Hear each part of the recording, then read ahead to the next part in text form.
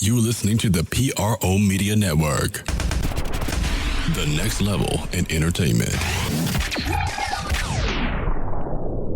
Who that family? Check out the Pro Shop. That's right, the Pro Shop is the platform stores where you can go and buy all the latest merch to support the platform. Available at the Pro Shops, we have dozens of hundreds of products available for you and your family. Unisex tees for men and women, hoodies and sweatshirts, tank tops, kids and baby items, long sleeve tees, mugs, pillows, wall art, bath, bedding, face masks, phone cases, stickers, bags, fanny packs, socks, hats, and many other items. Please feel free to check out the Pro Shops. The link is in the description section below. And remember, it helps the platform continue to grow. So check out the Pro Shop and Who That Too.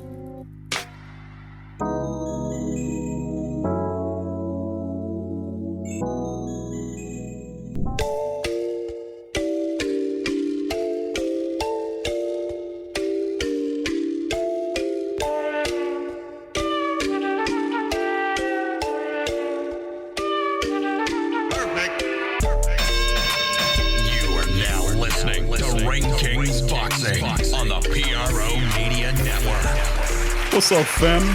Welcome to Ring Kings Boxing. For the serious fight fan, we in the building. Big ups to all our Ring Kings fighting family in the building for another installment of Ring Kings Boxing. Once again, like we said, we come at you once a week, every week on Ring Kings Boxing, talking to you about that real deal in the fight game. I'm Big Q in the building, and I'm bringing in my co-host, Eddie Too Mean Johnson. What's going on? What's good? Everything's good, my brother. We got a lot of fight news to get to, bro, this weekend. There's a lot of fights going on.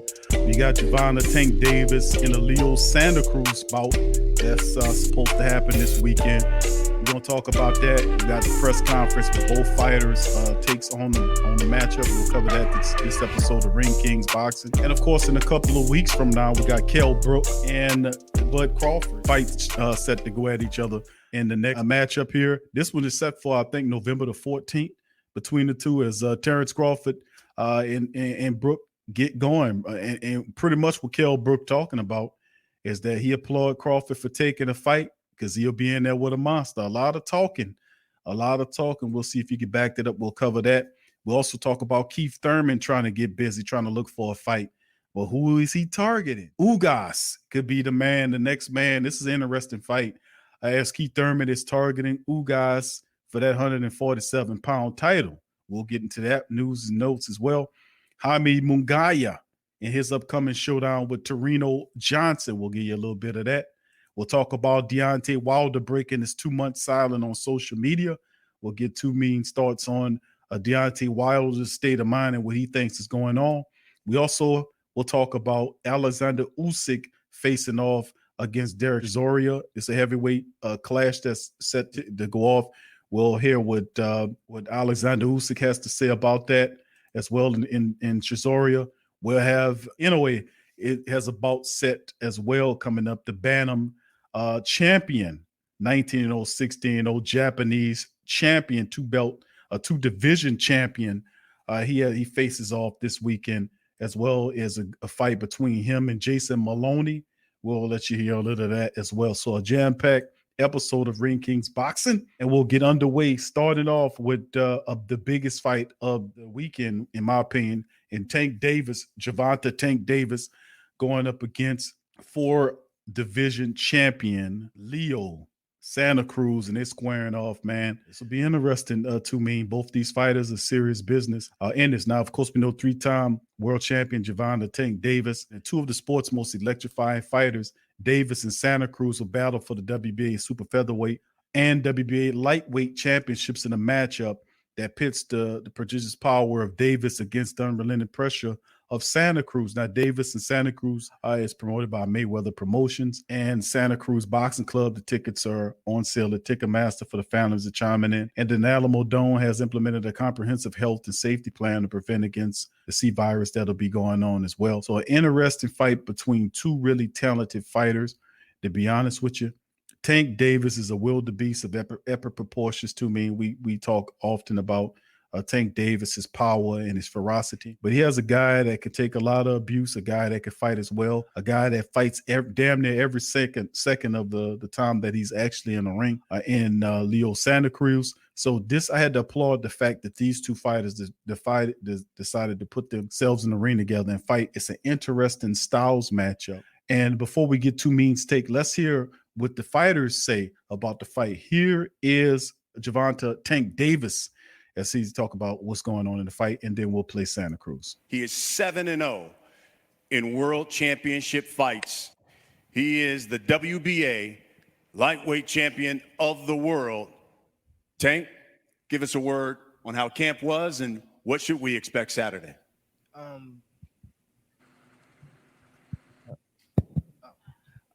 Camp been great. I moved my camp. Me and my team just decided to move my camp to Vegas, to have a perfect camp. And we start out, this will be 15 weeks in camp. So I'm definitely well prepared. And hopefully Leo well prepared, and we get the fans what they want to see.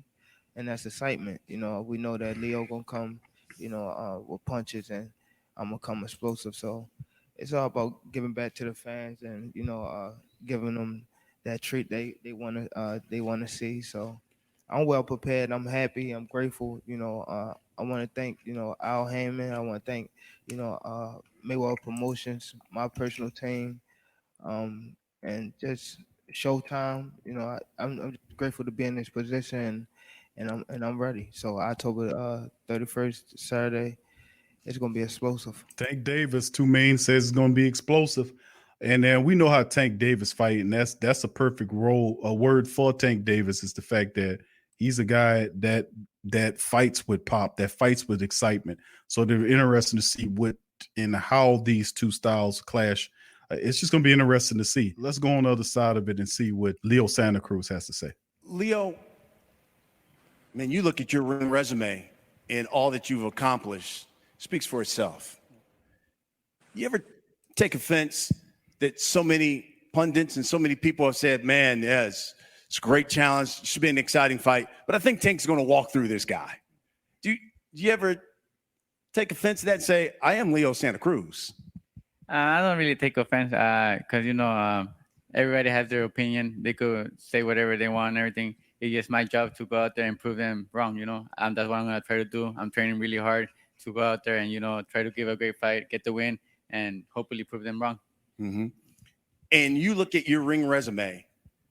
You've been in Frampton a couple of times. You've been in there with Abner Morris. How does this challenge stack up to some of those huge fights you've had?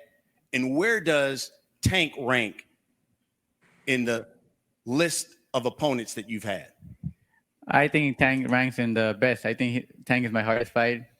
Right now, he is the strongest fighter in my life. And, I think Mares fight, Frampton fight, they helped me get great experience for this type of fight against Gervonta Davis. I learned a lot from those fights and have, ever since I have learned a lot more. Talked about this challenge here with Leo Santa Cruz. Do you think this is finally the fight where you can quiet even your naysayers who said we'd like to see him challenged? I feel as though, Leo going to come to fight, and it's just about me pinning on that performance. I think once again it's just me going out there and do what I do best. You know how you see some potential in someone, but you gotta actually see it come out of them to believe it. That's what I think. That's what position I am. I'm in. Just they know I'm great. I just gotta show it. So that's what I got to live up to it. That's what I'm, the level I'm in position I'm on. That's young Tank Davis, Two Main. You heard what he said, man. These are both two really tremendous fighters, man. Leo Santa Cruz is no slouch, man. Well-respected fighter. 37-1-1 coming into this thing. And, of course, he's fighting one of the best in the business, Gervonta Davis, 23-0. He walked the floor with Gamboa on December the 28th of last year. This is a major fight for Leo Santa Cruz in a very tough matchup for Gervonta Davis. What do you think will happen in this fight? I think Leo Santa Cruz he gonna try to box him like the first half of the fight, try to win on the points, try to get him a little tired. Cause Tank coming with that. You know what I'm saying? He coming with those bombs. Mm-hmm. And I'm saying, if you come with those bombs like that, you only can throw but so you only can throw but so long with those power punches like he be throwing. I think they banking on that, but they don't know that Davis, he can box too. You know what I'm saying? He can box real well. He just ain't been showing that part of his game, but it's gonna be an interesting fight, man. I want to see if Davis can really put the pressure on him and break him down before the second half of the fight, like beating his body up. You know what I'm saying? If he's able to get in there without taking too much punishment, you know what I'm saying, to get in there and break him down, you know what I'm saying, for the second half of the fight, and then eventually knock him out. But it's going to be interesting, man. So I think it's going to boil down who got the most heart in this fight. Whoever got the most heart is going to win this one. Give me a prediction too, man. This is a tough fight to call, man. But in your perspective, give me a prediction who wins the fight and in what round, if you think it'll be a knockout or if you think it'll be a decision. What is your final tally on it?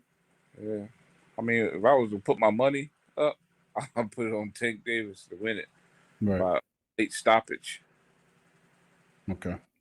Yeah, but then at the same time, like Leo Santa Cruz, he definitely got the tools to, to win the decision too. You know what I'm saying? If he's able to not get hit by one of those bombs and shit on the chin, because that shit, all it takes is one blow from Davis to land. If he can go that whole fight without, without getting hit with the bomb, I think he probably win the decision. I think that's the game plan for a guy like Tank Davis to come out and beat him, man.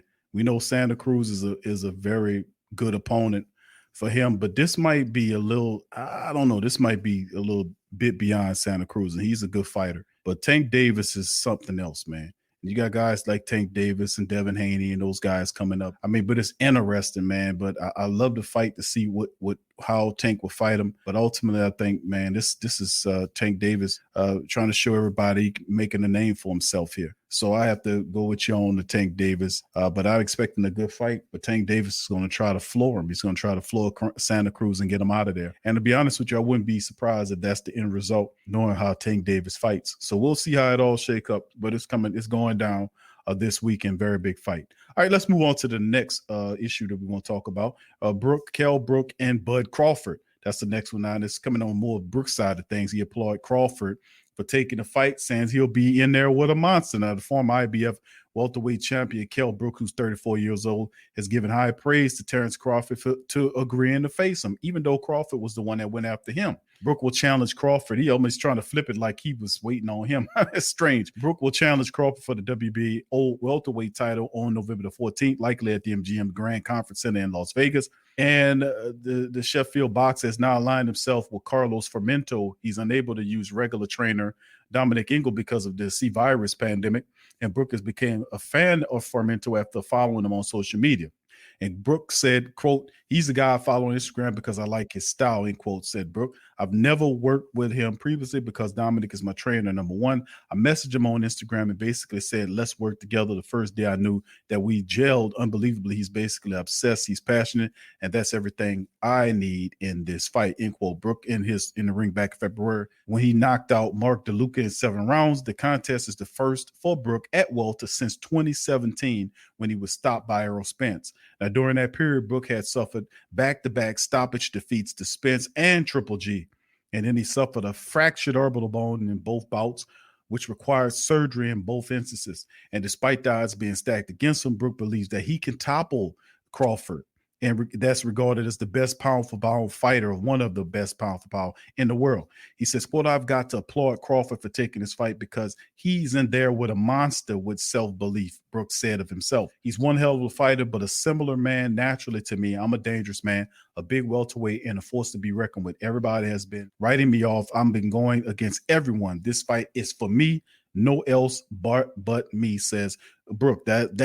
He's talking a lot of big stuff there.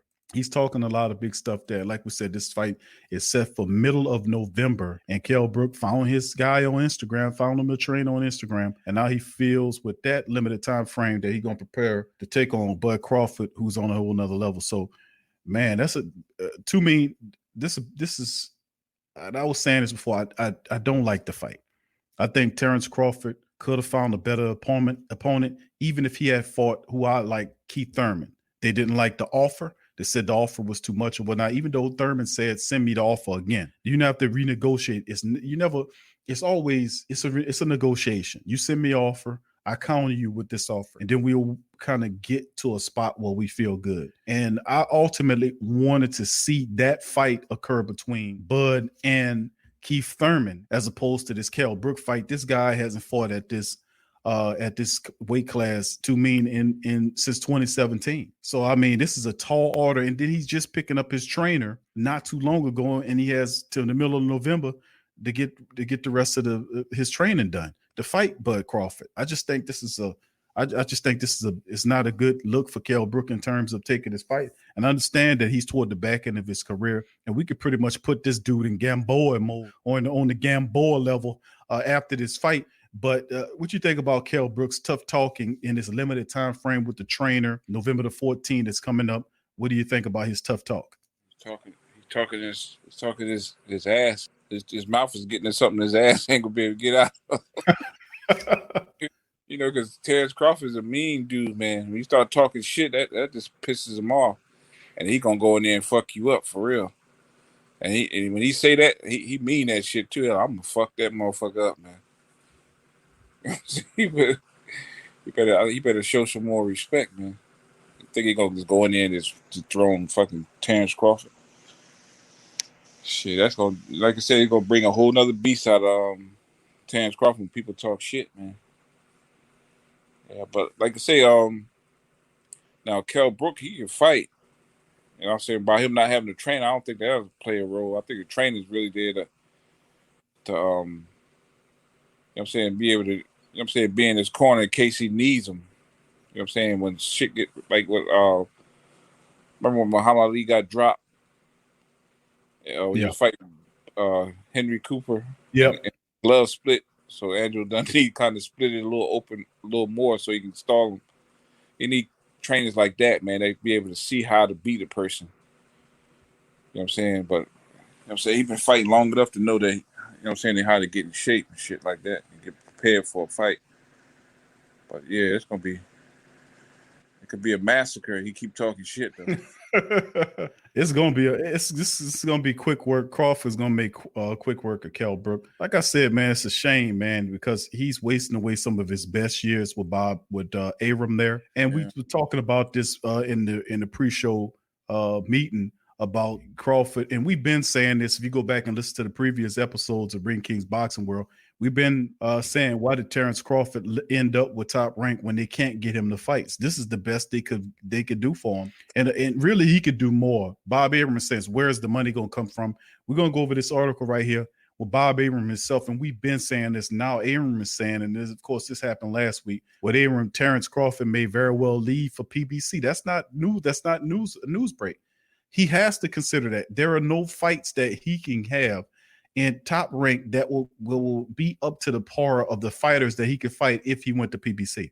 There could have been a unification bout already set up, because the truth of the matter is Pacquiao's on his way out with, he's going to fight McGregor, and he probably has another fight with Spence next year, which will be interesting. But still, in all, the future welterweights, is definitely for unification between Crawford and Spence. That has to happen. But him lining up the proper fight to make it interesting is just outright pathetic. This Kell Brook fight is like the Gamboa fight. It's something like that. It's not one of those intriguing fights that I will want to see, because I know Crawford's going to make short work of a guy like Kell Brook. He can talk all that tough time, he talk all he wants, but at the end of the day, he's going to be the one getting his ass up off the camera. And let's cover this news item right here. It says Bob Arum and Terrence Crawford may very well be leaving the PBC. That's not a news flash. We've been saying this. News is turning the boxing community upside down. I don't know why would he write that shit, because we've been saying it about this. That top rank head honcho Bob Arum admits there's a chance arguably top pound fighter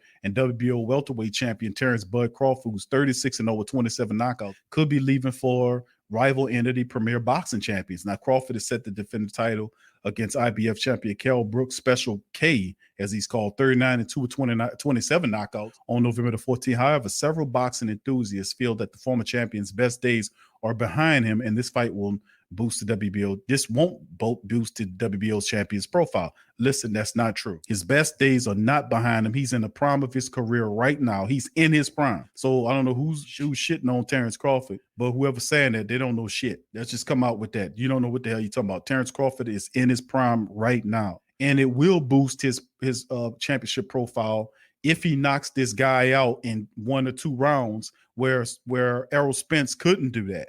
If he can decimate and dominate Kell Brook, worse than what Errol did, because Errol took his first belt off him. He went over there to Europe and took the belt from him. But it's since the thing happened with Bud Crawford is that he made the move into the welterweight division. He faced off against Jeff Horn, took his belt. He's a bum. And then he was getting in the mix with bigger names in the division with rival boxing entity PBC. Now we know the PBC and Top Rank war that happens between two rival groups. That happened. But the PBC knows how to handle their fighters. They have a great stable of fighters, especially in the welters. Everybody's there. Pacquiao's over there. Remember, Pacquiao left Bob Arum ass to go over to PBC. I don't know what Crawford was thinking, but he should have went to PBC, because he would have had the fights against guys like Thurman. He would have had the fights against Porters. He would have had the fights against people like that, or the Pacquiao's. He would have had those fights already. But it's good to see finally getting the message that Bob Arum can't get him the fights. It's becoming clear the champion wanted to get a mega fight with the top guys in the division. A move across the street was the only way. Moreover, a fight with the unified champions, Errol Spence Truth, who's 26-0 with 21 knockouts, was set to take place, but got derailed when the Texas champion was in a life-threatening car accident back in 2019. That wasn't set to happen. That wasn't true. It wasn't a done deal between them two. They were still talking, and I still say that Spence wasn't going to face him at that time. And him and Bob Arum came up with a plan where the plan was to fight Garcia, then Pacquiao, then Crawford. They've been saying that. Now you're looking for a change. Now it has been rumored that Crawford has been frustrated with the situation and has been hard for Top Rank to find quality opposition. Furthermore, he could be looking for a new home with PBC flagship. Well, about time. Now, during the interview called Barbershop Conversations, you had Bob Arum on there. He was talking about that. And he was quoted as saying, quote, that may very well be. We all have to see, but again, we have the biggest group of 140 pounders coming up that will soon be at 147. We ain't gonna wait for that. Whether it's Ramirez or Taylor or Zapata or Barbosa, there'll be plenty of real talent for him to fight. He's not gonna wait for that. If he's smart, don't wait. End quote. Then he says more on it. Arum says more to the fact, well, when you look at PBC, if we wanted to fight Porter, we could do that fight. Porter's not limited.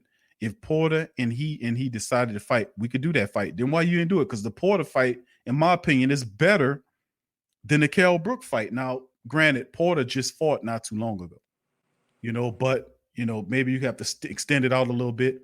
But that's a fight that they were looking at. They went to Kell Brook on his side of things. Now, but again, this is all well and good, but who's going to pay for that fight? That the Spence and Porter fight. Each of these guys are going to want big money for the fight, and where's it going to come from? Wake up and smell the roses, boys. Well, you take your own goddamn advice, Bob Arum. Number one, who's going to pay for the fight? You're going to pay for the fight. You're going to pay to get the guys together. You're going to help raise the money. You're worth over $300 million, and you sitting up here talking about, will that fight sell out? If you put Terrence Crawford and Porter together in a ring, yes, people will pay to see that. Sean Porter has a name. I would love to see those two, because Porter will make it exciting. He comes forward. That's what he did.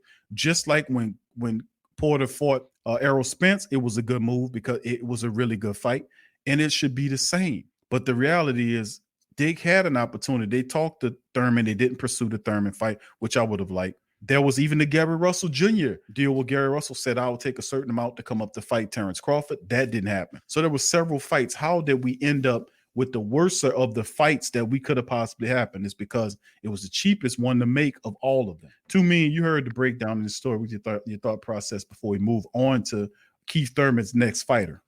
Yeah, I think that's a good idea if Terrence Crawford did move on. You know what I'm saying, to bigger and better things, man, because it seemed like Bob Arum was holding him back. You know what I'm saying? You know, like he ain't got much longer and shit to be fighting, man. He getting up there at age, so he need to make a move now, like how Mayweather did.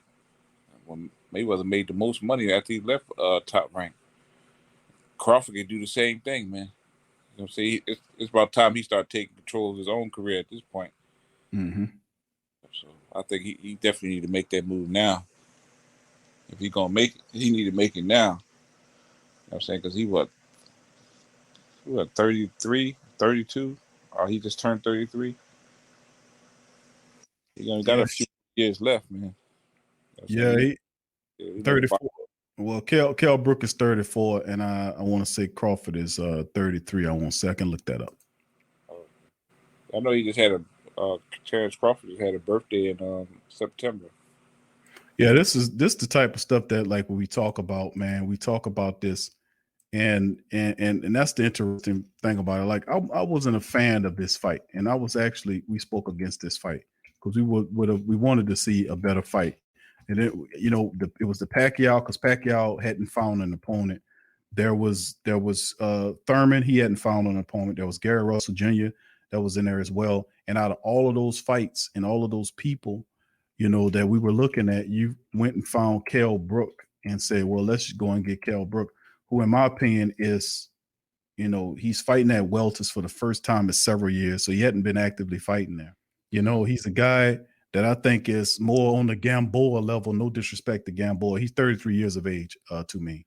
So I mean, right now he's in the Crawford's in the prime of his career. I think he's just going to mop up Brook. Brook talking a lot of shit, but he got to talk himself from getting that ass whooped. So that's the bottom line. But anyway, let's move on to the next topic. Keith Thurman targeting Ugas to me. Your Dennis Ugas for the WBA 147-pound title. He's a one-time Thurman trying to get his weight back up. He's expecting interest and challenging WBA regular welterweight champion Eugenio Ugas for the title in 2021, and he welcomes the fight. Former WBA, WBC 147-pound champ Thurman, who's 29-1 and 22 knockouts, made it clear last week that Ugas, who's 26-4 with 12 knockouts, is a fight he'd like, if possible, next year. Thurman wants to fight for a title. He's named these champions as the ones he's listed at 147, which Spence fight won't happen. Crawford, which would have been interesting, didn't happen. He went to Brook. Pacquiao, who's looking to fight McGregor. And then of course, the WBA regular belt is Ugas, who will be interested. But Pacquiao doesn't appear to be interested in giving Thurman a rematch after beating about 12-round majority decision last year. He really kind of pissed Pacquiao out, and he took it out on him. As far as Spence goes, he's already said he's not going to give Thurman the time of day because he never gave him a title shot when he held the WBA strap. He overlooked Errol Spence. He did. Crawford would have likely be willing to fight Thurman, but it's unclear if the promoter Top Rank will give him the green light to take that fight. And the truth is, no, he's not, because he already got Kell Brook lined up. Now, fight Ugas, Charlo, or Hurd. Okay, Ugas is a welterweight. That's real talk, said Thurman on his Instagram. That could be one time's next fight. It could be me and Ugas in the ring all night. That's a fight. I see that's a legitimate comeback for me. He's a regular champion right now. He's got a decent status. I like that, said Thurman about his next possible fight. So, I mean, the reality is, it's interesting. Let's see if we can hear what Thurman has to say about that fight. Fight Ugas, Charlo, or Hurd. Okay, Ugas a welterweight. You know what I'm saying? That's real talk. That could be one time next fight. It could be me and Ugas in the ring all night. That's a fight. That's a legitimate comeback for me, And I think he's a regular champ right now. He got decent status. I like that. That's the one time Thurman's thoughts on looking at Ugas. To me, you said, don't look at Ugas, look somewhere else. What you think about this? I think Ugas gonna whoop his ass, man. So I'll go with Ugas in that fight, man. I'm saying, because he throws some fucking vicious ass body shots, which Thurman cannot take. That's right. And he can box his ass off too, man. Ugas. You know what I'm saying? He beat Sean Porter. But they gave it to Sean Porter, but I swear, man, I think he'll do a number on Keith Thurman. You know what I'm saying? Not take nothing away from Keith Thurman and shit. But I think he talks a little too much shit, man. He talking about I think he wanted $10 million to fight Crawford.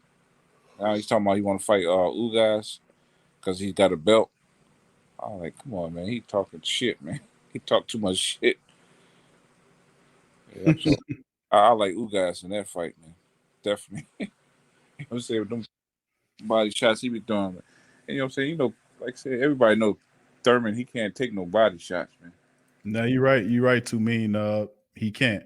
And that's his that's definitely his kryptonite, and Ugas had that pain for him. So you might want to look elsewhere. And I don't know if he punches hard enough to keep Ugas away from him.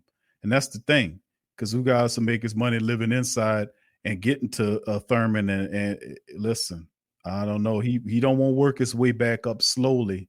And of course, like he said, Keith Thurman, you heard what I read about what was said about Errol Spence and not giving him the time of the day to belt. It probably would have been smart for him to fight Terrence Crawford and take what he can get to get a fight, because I think he aimed a little high.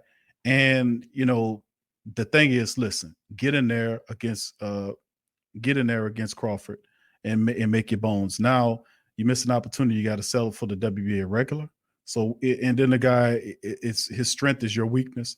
So this might not be a good look for him, and we'll see how it shape up. But Ugas, I'm pretty sure he'll take that fight. He'll definitely take that fight and put that scalp on his belt. All right, let's move to the next topic of discussion. We're going to move on from Keith Thurman on to Jaime Munguia. That's right, Jaime. In his next bout, and he's a middleweight fighter at the WBA and the Continental Middleweight Champion against Torino Johnson. Of course, Munguia was 35-0 with 28 knockouts. He will defend his WBA and the Continental Middleweight Championship against Torino Johnson, who's 21-2-1 with 15 knockouts. And what is a 12-round battle on Friday, October the 30th at Fantasy Sports. So it's going down.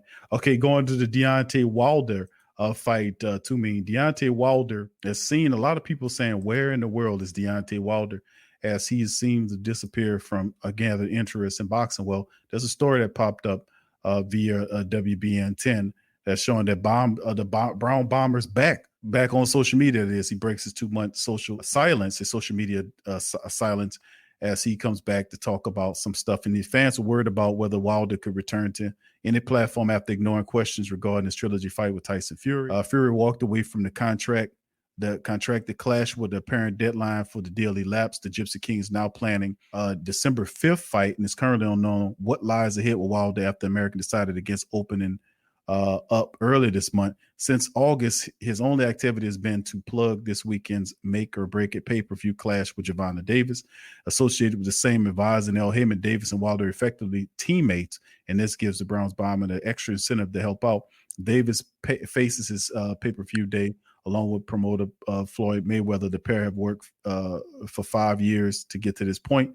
And of course, you know, he was someone that talked about and played on their social media, but it wasn't really nothing that he per se was saying. He was just saying something pertaining to the Gervonta Davis and Leo Santa Cruz fight.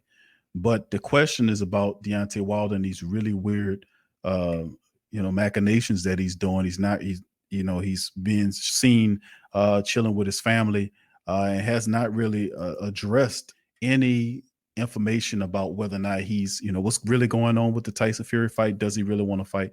You followed this. What is your thought process on what's going on with Deontay Wilder? It appears to me, bro, that he's behaving like a fighter, man, because if it's indeed true that he allowed this deal to lapse, he would have to wait at least 2 years before he would fight for a crown, being that Fury and Joshua would probably have a trilogy matchup. They'll push it to 3 fights, and the belts will be all wrapped up for the next 2 years before anybody outside of that get an opportunity to compete there. Is this a good strategy for Deontay Wilder to do? Or is this is just time for him to sit down? What are your thought process on that? It's the politics of boxing, man. You know what I'm saying? I think if the trilogy fight happened, you know what I'm saying, about all the controversy from the what I'm saying, the second fight with the glove, or first in the second fight, while his gloves, tampered gloves and all that shit. You know what I'm saying? He wouldn't be able to cheat in a trilogy fight. You know what I'm saying? Because the spotlight would be on his ass, man. You know what I'm saying? So, for some reason, you know what I'm saying? And they like I said, they got big money lined up for him and Anthony Joshua fight. They ain't trying to fuck that money up, man. So it's the politics, man. You know what I'm saying? And it could be, you know what I'm saying? I don't see how Wilder would try to miss the deadline for his rematch clause. You know what I'm saying? And possibly knowing that but he having good advisors like Al Heyman and all them, knowing that he wasn't gonna get another shot, probably 2 or 3 years down the line, man. So I don't know if something's wrong with Deontay Wilder. He might not be right mentally to take a fight. So I don't know. I think it's hard to say right now, but I don't think he's ready to fight right now. Yeah, and if that is indeed the case, man, then that's nothing wrong with that. If Deontay Wilder ultimately decides, to chill out, and be like, okay, well, I'm gonna chill and whatever happens, happens. If that's indeed the case, then what can I tell you? He just sits down, and if he has the aspirations to fight and get back into the ring, he'll have to climb up there, and he'll have to fight a few fighters. And they have some pretty interesting fights that I would like to see Deontay Wilder against a few guys that's still left over. I would like to see him knock the hell out of Dillian White. I would like to see fights against Andy Ruiz if that was the case. But how about Alexander Usyk in the mix with Deontay Wilder? There are some interesting under fights beyond if this is indeed the case. So we'll see the Brown Bomber.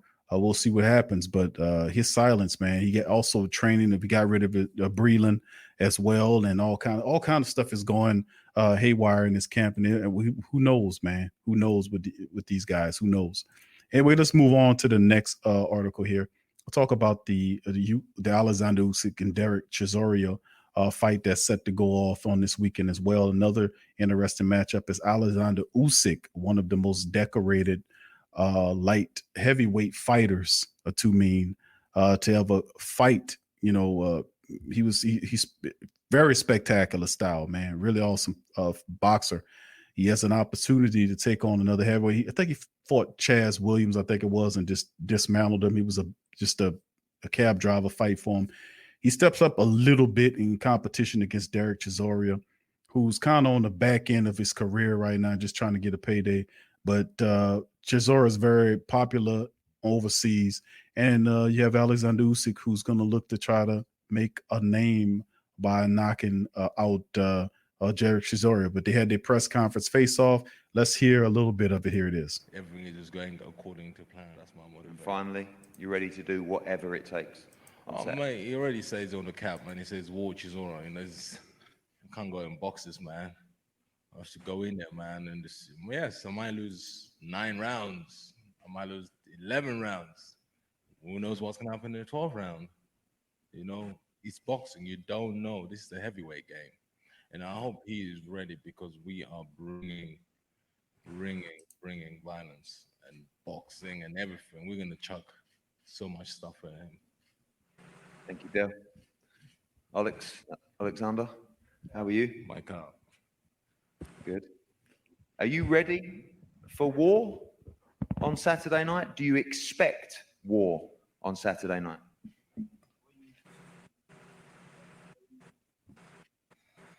Никакой войны не будет. Это все Дерека слова. Я принес мир, и это будет офигенный, чистый, красивый бокс. There will be no war. I brought peace, and it will be just a pure, clear boxing.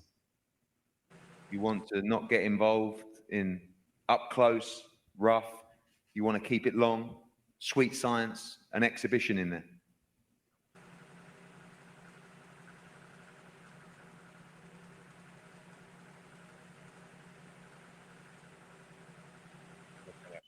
Это будет бой.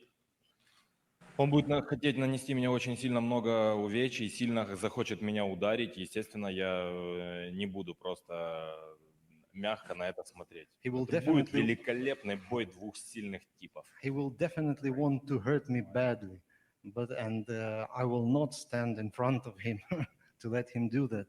And this will be a fight of two really strong gentlemen. That's some of the words right there from Alexander Usyk and Chisora for their bout that's set to happen this weekend. And of course, we know Usyk is a very, very balanced boxer, a lot of technique, can fight from all kind of angles. The guy is a splendid fighter. Chisora is at the back end of his career, and they're ever so building Alexander Usyk into up into the heavyweight division for ultimately after the saga with Joshua and Fury is done, then maybe there's a opportunity for them to face a guy like Usyk's caliber there. So a very interesting fight. I know you're not very familiar with Chisora, who's kind of on the back end. This is a fight that's one-sided all the way. Even though Chisora is right, this is the heavyweight game. One punch could change everything, but it'll be very unlikely that Chisora will land a punch like that against a guy as slick as Usyk is. So you've seen Usyk box. Chisora is basically a brute in the ring. How you think this thing works out? It's like Usyk said. He was like, "Yeah, you're gonna take him and you're gonna give him a boxing lesson." That's pretty much what he said. Yeah, but you know what I'm saying, by giving him a boxing lesson, Usyk has a better chance of knocking him out by staying ready, boxing him and taking him into deep water, and then start letting the power shots go on. You know what I'm saying? Because you know what I'm saying, the heavyweight, they will tire out. You know what I'm saying? Especially a brute that's trying to hit you and try to knock you out with every punch. You can't go so long like that, man. You know what I'm saying? After the second half of the fight, you know what I'm saying, your ass gonna be kind of wore out and shit. So he got a better chance of just boxing him, and then he'll probably stop him in a later round. You know That's true. That's true, because Alexander Usyk, we've seen him fight before. We've seen him do that. You know, we've seen him take fighters, heavyweight punchers, into deep waters where they couldn't do nothing and could not land any shots or punches or whatnot. We've seen that happen before.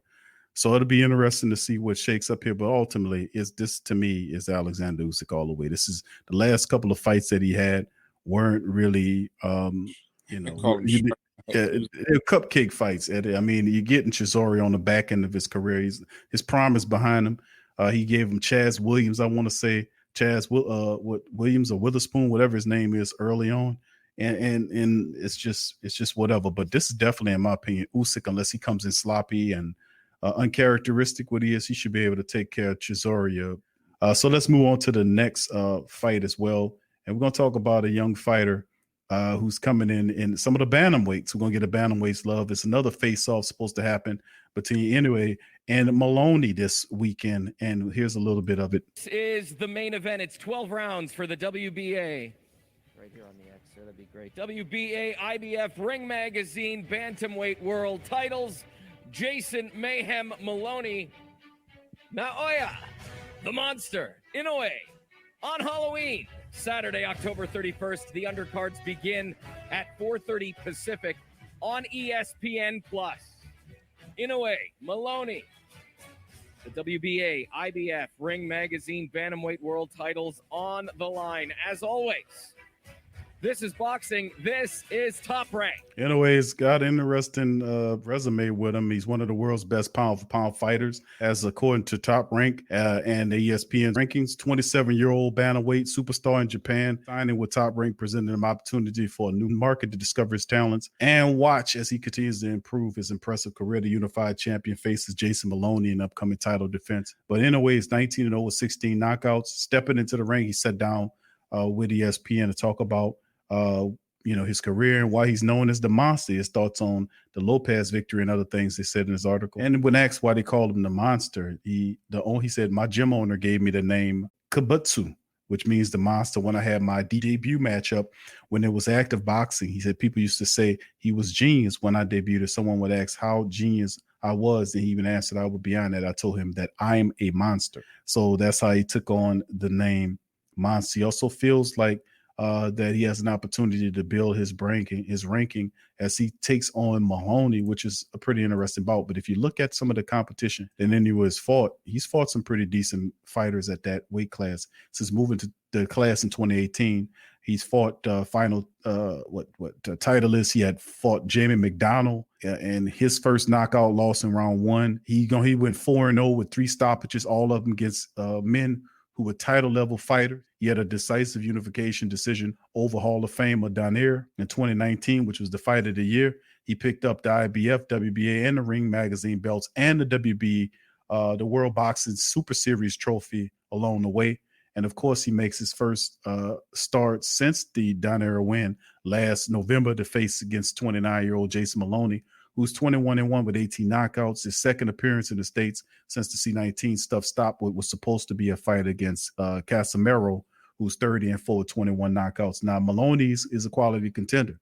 His single loss came via a split decision in first time try against IBF titleist Emmanuel Rodriguez, and Maloney has won 4 in a row since all inside that route. And in a way, upended Rodriguez in 2 brutal rounds, but triangle theories often fail in boxing. Maloney is his own challenge, his own unique challenge. Now, Maloney's also in his 5th straight outright top 10 Bantam Inoue as faith, headed into the fights with Inoue and McDonald and Paniano, Rodriguez, and Donaire were all rated in the top 10 by some organizations, including the Ring. One of them lower than, and neither one of them lower than 6, if one accepts that as a reasonable gauge of conditioning. For the division, the Maloney fits the same outline. So bantamweight's going at it. This kid, to me, you've seen him fight. What do you think about his chances of taking care of Maloney? Yeah, he definitely a monster, man. Because he throws some vicious ass body shots, and it seems like every punch he land on, he be doing damage to his opponents, man. It's like chopping a tree down. You know what I'm saying? Each hit is getting you closer to dropping him. You know what I'm saying? You're doing damage to each hit. You know what I'm saying? I was like, yo, man, this guy, he definitely dish it out, but I would like to see if he can take it, though. Because a lot of dudes can give it, but a lot of them can't take it and give it, too. You know what I'm saying? So that's why I'm waiting to see if he can actually take somebody hitting him like that, like how he be hitting people. That was proved to me that he's one of the, you know what I'm saying? You know what I'm saying? This would be the star of that division. See what I'm saying? He got to be able to take it too, overcome it, and you know what I'm saying, and pull out the win. But pretty much the guys that he's been fighting have been on the retreat after they feel his power and shit.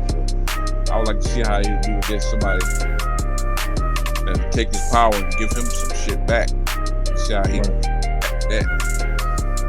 Maloney, man, if you watch Maloney fight, he's a tough fighter, man, and whether or not he can be able to get off some power shots against Inoue, we'll find out, man. We'll find out in upcoming matchups. So a lot of interesting fights are going on. I like to thank everybody. Please hit the like button.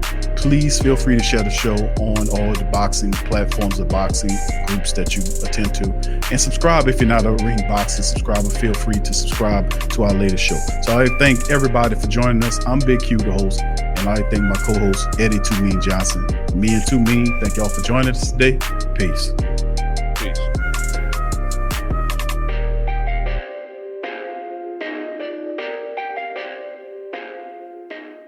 You're now listening to the Ring Kings Boxing on the PRO Media Network.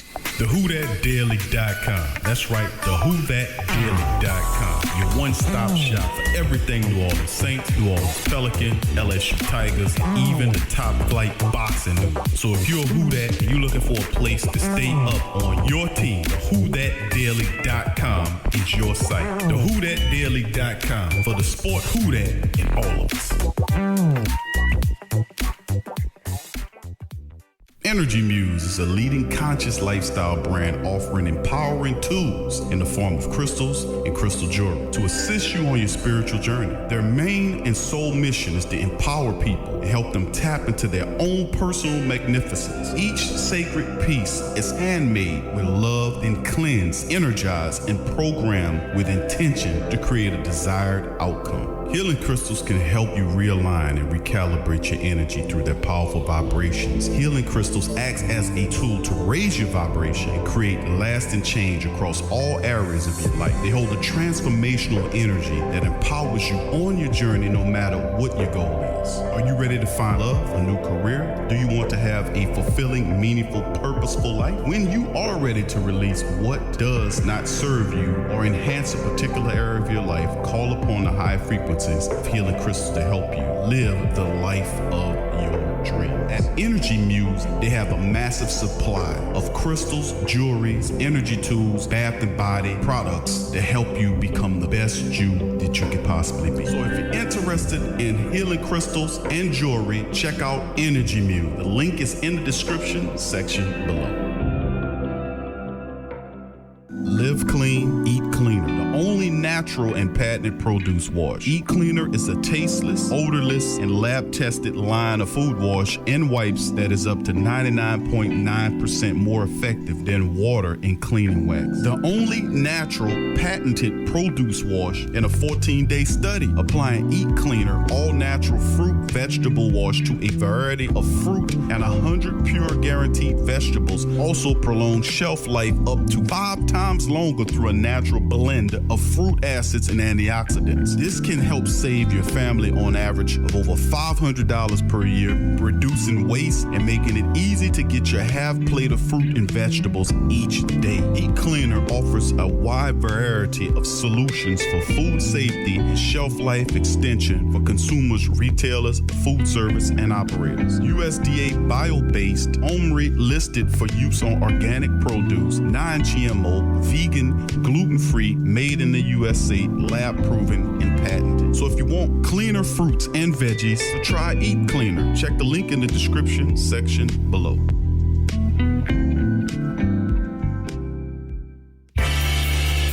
Do you need a domain name? How about a host for your website that can work with WordPress? Try Namecheap.com. They make registering, hosting, and managing domain names for yourself or others easy and affordable because the internet needs people. Namecheap is an ICANN accredited domain register and technology company founded in 2000. It's one of the fastest growing American companies according to the 2018 Inc. 5000, celebrating nearly 2 decades of providing unparalleled levels of service, security, and support. Namecheap has been steadfast in customer satisfaction with over 10 million domains under management. Namecheap is among the top domain registers and web providers in the world. They offer a full selection of popular and unique domains along with fully featured hosting packages, SSL security certificates, WhoisGuard privacy protections, and more, all at the lowest prices in the industry. So if you need a domain name or hosting or anything else, think Namecheap.com. That's right, Namecheap.com. Check the description section below for link.